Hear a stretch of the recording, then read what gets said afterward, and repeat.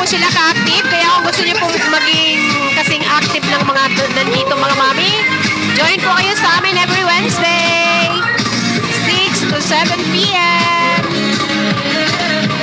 Si Tita Juliet, kula mga step ko, Tita Juliet. Si Fred Abilino, natapos na yung class. Sige, ang bugis-ngis. Thank you, Fred Abilino.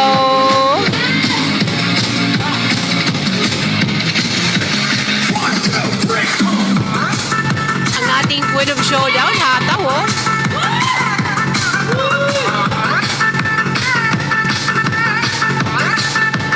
Watch out po kayo sa ating gagawin sa Mother's Day celebration natin. First week of May. We're looking for the gorgeous grandma.